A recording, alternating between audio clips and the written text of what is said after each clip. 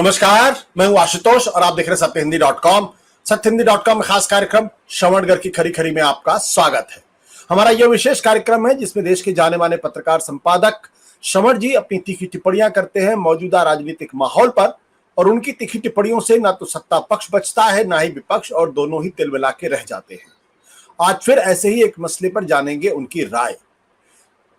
जब से जगदीप धनखड़ जी देश के उपराष्ट्रपति बने हैं और उस बहाने राज्यसभा में पदेन सभापति, वो लगातार खबरों में है, सुर्खियों में है। और उसका कारण यह है कि वो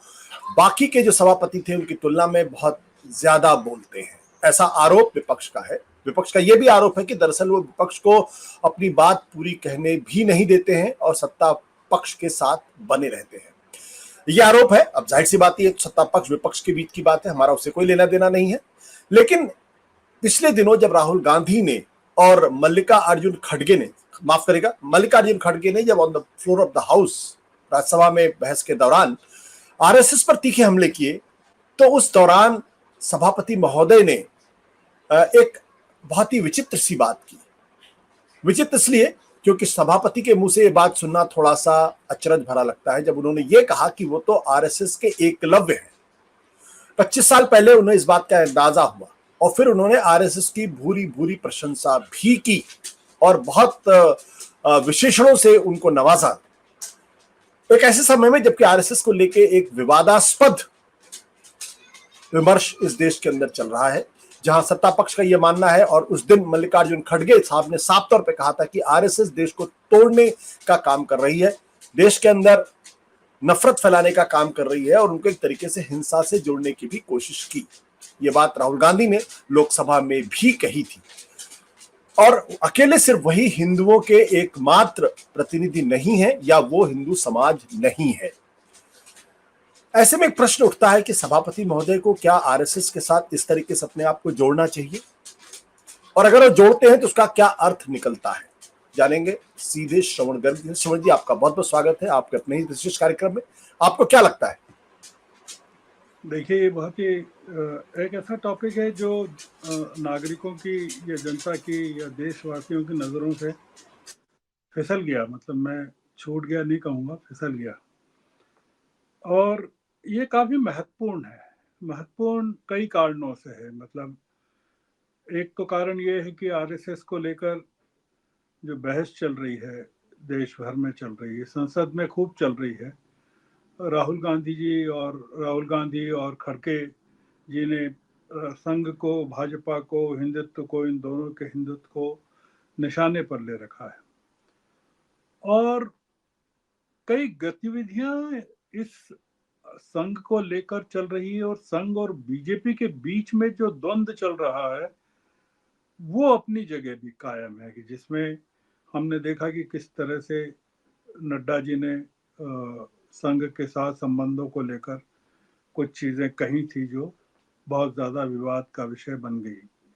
और वो चल रहा है। जो कहा जा रहा है कि संघ और भाजपा के बीच में तनाव है। ये जो हमारे माननीय उपाध्यक्ष, माननीय जो सभापति हैं धनखड़ साहब, बहुत ही नामी गिरामी वकील रहे हैं सुप्रीम कोर्ट के, लिखते भी अच्छा हैं, और इनका जो कार्यकाल रहा बंगाल में वो तो काफ़ी गवर्नर के तौर पर काफ़ी विवादास्पद रहा। उन्होंने एक टिप्पणी की, बहुत छोटी सी टिप्पणी है पर वो महत्वपूर्ण है, काफ़ी महत्वपूर्ण है। और वो कई कारणों से महत्वपूर्ण इसलिए है कि वो जिस जगह बैठकर उन्होंने टिप्पणी की, पीठ पर बैठकर सभापति के रूप में उन्होंने जो टिप्पणी की, उससे काफ़ी चिंताएं देश में व्यक्त होती हैं या प्रकट होती हैं, या नागरिकों का चिंतित होना, देश का चिंतित होना, उसके कारण काफी स्वाभाविक है।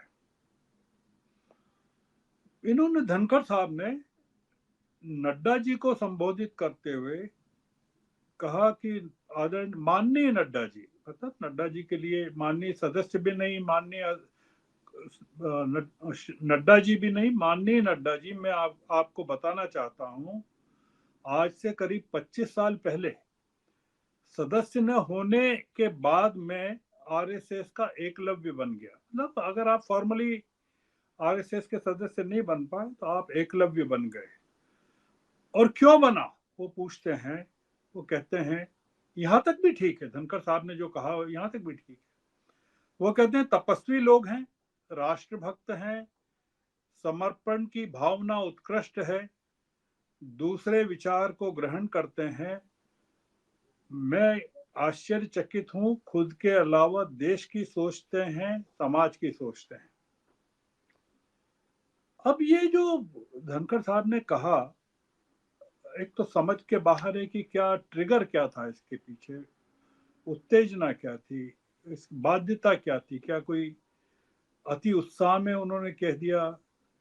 जुबान फिसल गई, या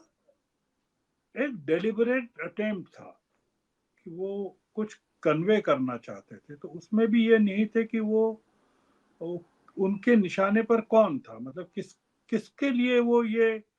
कहना चाहते थे, किसको खुश करना चाहते थे। क्या प्रधानमंत्री को खुश करना चाहते थे, या बीजेपी को खुश करना चाहते थे, या संघ को खुश करना चाहते थे। और संघ को भी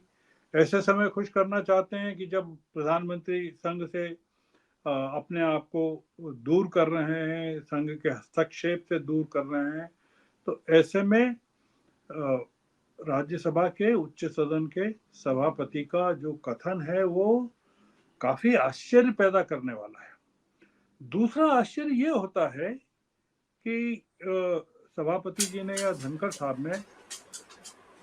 आरएसएस को लेकर, जो मल्लिकार्जुन खड़गे साहब हैं, उन्होंने जो कहा उसको एक्सपंज कर दिया था, मतलब रिमूव कर दिया था उनकी जो पूरे भाषण का, जो जिसमें आरएसएस को उन्होंने क्रिटिसाइज किया था। और हम सबको जानकारी है कि जो प्रधानमंत्री के भाषण के अभिभाषण के दौरान, प्रधानमंत्री के भाषण के दौरान जो विपक्ष ने बहिष्कार किया, उसका जो एक्सप्लेनेशन जब दे रहे थे खड़गे साहब, तो उन्होंने उस पत्र का हवाला दिया था जो जिसमें संघ ने संविधान के प्रति अपनी किस तरह की आपत्तियां दर्ज करवाई थी। तो ये मतलब राज्यसभा के पीठ पर बैठे हुए एक इतने प्रतिष्ठित व्यक्ति, इतने जिम्मेदार व्यक्ति का ये कथन कि तपस्वी लोग हैं, राष्ट्रभक्त हैं, समर्पण की भावना उत्कृष्ट है, दूसरों के विचारों को ग्रहण करते हैं। मैं आश्चर्यचकित हूं कि ये अपने अलावा देश की सोचते हैं, समाज की सोचते हैं। अब इसका जो हमारा जो कॉन्स्टिट्यूशनल कैरेक्टर है देश का, उसके साथ इसका मिलान कैसे हो सकता है, या जो संवैधानिक पद पर बैठा हुआ व्यक्ति है उसके मुंह से हम इस तरह की बात कैसे सुन सकते हैं। पहला पॉइंट तो ये है। दूसरा पॉइंट ये है, आपको अधिकार है, मतलब जो जैसे हमारे स्पीकर साहब के जो फोटोज हैं कुछ जो सोशल मीडिया पर जारी हुए हैं, उसमें भी वो संघ की पोशाक में अपने संघ के मित्रों के साथ खड़े हुए हैं, वो भी उसमें है। एक ये मुद्दा भी है कि जो राहुल गांधी ने आरोप लगाया था कि आप मुझसे तो तन कर मिलते हैं और प्रधानमंत्री के सामने झुक जाते हैं। और दूसरा ये कि जब प्रधानमंत्री बोल रहे थे राज्यसभा में, तो धनखड़ साहब का पूरा जो भाव भंगिमा थी वो बिल्कुल समर्पण की थी, भाव विभोर होने की थी। और वो तो उन्होंने तो यहाँ तक कहा कि मैं दूसरा व्यक्ति हूं जो एक ऐसे प्रधानमंत्री को सुन रहा है, बोलने का साक्षी बन रहा है, जो अपने तीसरी बार राष्ट्रपति के अभिभाषण पर पेश हुए धन्यवाद प्रस्ताव पर का जवाब दे रहा है। तो इतने भाव विभोर होकर वो सुन रहे थे, मतलब स्पीकर और सभापति दोनों के जो सरकार के प्रति, प्रधानमंत्री के प्रति, और इस मामले में तो संघ के प्रति, जो जिस पॉइंट को मैं लाना चाहता था वो ये लाना चाहता था कि क्या होगा, मतलब इस तरह की चीजों के फॉल आउट क्या होते हैं, मतलब उसके देश की नजरों में, या विपक्ष की नजरों में, या कॉन्स्टिट्यूशनल एक्सपर्ट्स की नजरों में या सदन की नजरों में क्या प्रतिक्रिया होनी चाहिए। मतलब अगर धनखड़ साहब विपक्ष के प्रति जो भी व्यवस्था देंगे या सदन में कोई भी हम देखते हैं कि किस तरह से सदन में, लोकसभा में भी और राज्यसभा में विपक्ष की आवाज को दबाया जाता है। आपने भी कहा अपनी भूमिका में कि विपक्ष का किस तरह का आरोप होता है। क्या ये खतरा नहीं है कि विपक्ष के खिलाफ हर दी जाने वाली, विपक्ष के खिलाफ दी जाने वाली हर व्यवस्था को, सभापति की हर व्यवस्था को ये माना जाए कि ये तो संघ के विचारों से प्रेरित है या संघ के प्रभाव से प्रेरित है या एक कम्युनल ऑर्गेनाइजेशन जिसके बारे कहते हैं कम्युनल ऑर्गेनाइजेशन है उसके विचारों से प्रेरित है, या धनखड़ साहब स्वयं जो सभापति हैं वो भी सत्तारूढ़ दल का हिस्सा बन गए हैं या वो पक्षपात कर रहे हैं। क्या एक ऐसे सभापति को अपने पद पर रहना चाहिए? मतलब अगर इस तरह की नजरिए से वो पीठ पर बैठते हैं और इस तरह से व्यवस्था देते हैं तो क्या देश उनसे ये अपेक्षा करता है कि उनको सभापति के पद पर, मतलब मान लीजिए कि कल से हमने देखा, बंगाल में देखा कि किस तरह से एक जो उच्च न्यायालय के न्यायाधीश थे उन्होंने त्याग पत्र देकर चुनाव लड़ा, दूसरे ने जब रिटायर हुए तो सबसे पहले बताया कि वो तो संघ के कार्यकर्ता रहे हैं सालों से। इसमें कोई आपत्ति नहीं, पर अगर मान लीजिए कि सुप्रीम कोर्ट के मुख्य न्यायाधीश चंद्रचूड़ पीठ पर बैठकर मुख्य न्यायाधीश की कुर्सी पर बैठकर ये कहें कि मैं तो संघ का एकलव्य हूँ, 25 साल पहले मैं सदस्य नहीं होने के बावजूद संघ का एकलव्य बन गया था, और संघ की तारीफ इसी शब्दों में करें, तो उसका पूरी देश की न्याय व्यवस्था पर, जुडिशरी पर क्या प्रभाव जाएगा, तो उसका क्या असर होगा। तीसरा पॉइंट ये है आशुतोष जी कि राहुल गांधी का आरोप रहा है, वो आरोप ये रहा है कि संघ के लोगों ने देश की पूरी व्यवस्था में अपने लोगों का प्रवेश करा दिया है। मतलब जी, वो तो बार बार कहते रहे हैं कि अगर हम सत्ता में आ भी गए तो हम काम इसलिए नहीं कर पाएंगे कि हमको काम करने नहीं दिया जाएगा, क्योंकि संघ ने अपने लोगों को हर जगह, मतलब वो नाम लेकर कहते हैं कि जुडिशरी में भी और कॉन्स्टिट्यूशनल बॉडीज में भी, एकेडमिक संस्थाओं में भी, शिक्षा के क्षेत्र में भी, और उन्होंने तो कहा कि वाइस चांसलर्स भी हैं, तमाम लोग हैं। धनखड़ साहब ने जो किया, क्या उससे राहुल गांधी के आरोप की पुष्टि नहीं होती है? मतलब ये जो राहुल गांधी कहते हैं और वो सदन में भी कह रहे हैं, लोकसभा में भी कह रहे हैं, सड़कों पर भी कह रहे हैं, तो धनखड़ साहब ने की संघ के प्रति जो निष्ठा उन्होंने जाहिर की, तो क्या वो एंडोर्स नहीं कर रहे हैं राहुल गांधी के आरोप का? दूसरा मुद्दा, एक और मुद्दा ये कि हम जब देख रहे हैं कि मतलब क्या धनखड़ साहब के कहने से प्रधानमंत्री खुश हो गए क्या, या प्रधानमंत्री के लिए ये एम्बेरसमेंट का मामला है कि वो धनखड़ साहब ने उनको और ज्यादा एक तरह के संकोच में डाल दिया कि वो एक ऐसा व्यक्ति जो पीठ पर बैठकर संघ की तारीफ कर रहा है, तो वो उसके लिए सरकार के पास क्या शब्द होने चाहिए। मतलब जो एक चीज है, मैंने जो एक चीज कही कि राहुल गांधी का जो आरोप है उसकी पुष्टि होती है, और कल से अगर राहुल गांधी इस मुद्दे को उठाते हैं लोकसभा में और वो कहते हैं कि भाई मैं जो आरोप लगाता हूँ कि संघ ने अपने लोगों को हर जगह बिठा रखा है या नियुक्त कर रखा है, और मैं इसकी पुष्टि में या प्रमाण में ये कहना चाहता हूँ कि एक आदमी जो फॉर्मली सदस्य नहीं बन पाया वो एकलव्य बन गया संघ का, और इस तरह से तारीफ कर रहा है उच्च सदन में, तो क्या मेरे आरोप में कुछ गलत है? देखिए, जो पूरा मामला है वो ये है कि ये जो संघ को इस समय जिस तरह के संकट का सामना करना पड़ रहा है, और वो संकट सबसे बड़ा ये है कि मतलब धनखड़ साहब के कहने के पीछे क्या इरादा है वो तो हम नहीं जानते या उसको हम्म। डिकोड नहीं कर सकते, क्योंकि वो इतने सीनियर व्यक्ति हैं कि, और इतने वरिष्ठ एडवोकेट रहे हैं सुप्रीम कोर्ट के, कि वो किस तरह से किन चीज़ों को पेश करते हैं हम डिकोड नहीं कर सकते। जो एक मुद्दा है वो ये मुद्दा है कि हमको इसमें संघ का जो फियर है जी। राहुल को लेकर, जो कर्नाटक के चुनाव के बाद से प्रकट होना शुरू हो गया था। अगर आपने कर्नाटक के चुनाव के बाद का हम बार बार उदाहरण देते हैं, अपनी चर्चाओं में भी देते हैं, कि जब ऑर्गेनाइजर ने लिखा था कि केवल मंदिर और प्रधानमंत्री चेहरे के पे। चेहरे पर चुनाव नहीं जीता जा सकेगा, और उसकी कोई अवहेलना की गई उसके संघ के कहने की।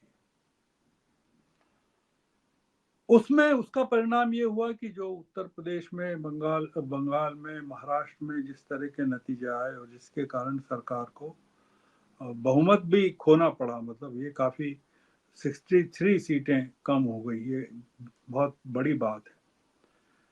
संघ की चिंता जो इसमें नजर आती है, और जो संघ को पेपअप कर रहे हैं धनखड़ साहब, या संघ की तारीफ कर रहे हैं, उसमें हम संघ की को लेकर चिंता ढूंढ रहे हैं। मतलब चिंता ये कि अगर राहुल अगर सत्ता में आ जाते हैं, और वो इस मैंडेट पर आते हैं कि संघ ने अपने लोगों को संसद में उच्च पदों पर भी बिठा रखा है, मतलब सभापति के पद पर बैठा हुआ व्यक्ति भी संघ के प्रति अपनी प्रतिबद्धता को सार्वजनिक रूप से जाहिर करता है। तो संघ की चिंता बेसिकली प्रधानमंत्री का होना नहीं होना नहीं है, प्रधानमंत्री के पद पर कौन है वो ये नहीं। संघ की चिंता ये है बेसिकली कि अगर राहुल या कांग्रेस या इंडिया अलायंस सत्ता में आ जाता है, तो उसके उसके उसके निशाने पर जो सबसे पहली संस्था होगी वो संघ होगी। तो उसको कैसे रोका जाए, तो संघ की, मतलब ये काफी आश्चर्यजनक है कि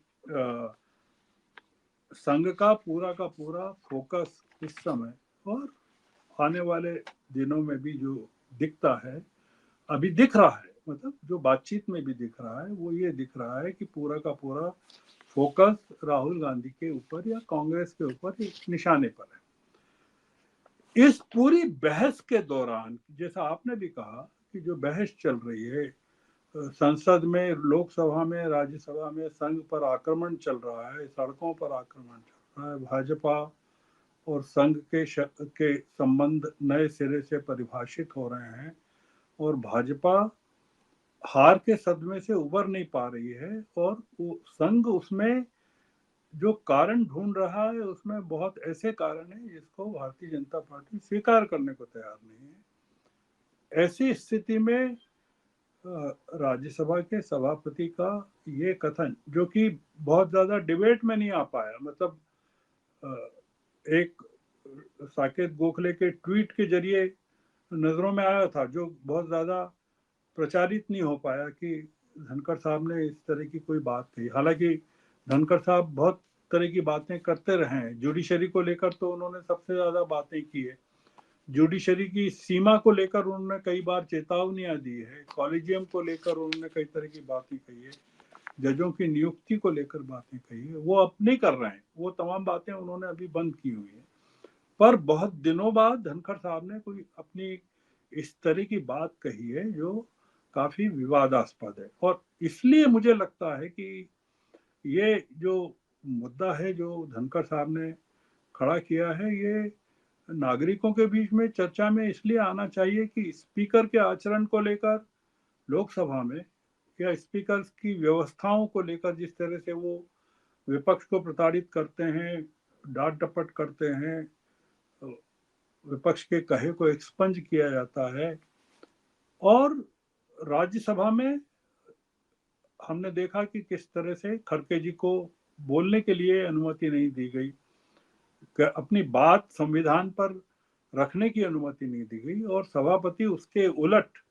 खड़गे जी के वक्तव्य के उलट, आरएसएस पर वो जो कहना चाहते थे उसके उलट सभापति आरएसएस के बचाव में जिस तरह के शब्दों का इस्तेमाल करते हैं, उससे एक एक इम्प्रेशन, ये प्रभाव ये जाता है कि जो दोनों संसद के जो मुख्य पीठाधीश हैं वो और सरकार दोनों मिलकर इस विपक्ष को, या जो वर्तमान विपक्ष है उसके प्रति उन दोनों का नजरिया अगर एक जैसा है तो फिर देश में लोकतंत्र के लिए कितनी गुंजाइश बचती है। मतलब विपक्ष को क्या करना चाहिए, क्या संसद में उनकी बात सुनी जाएगी कि नहीं सुनी जाएगी, और अगर ये अपने निजी विचार भी रखेंगे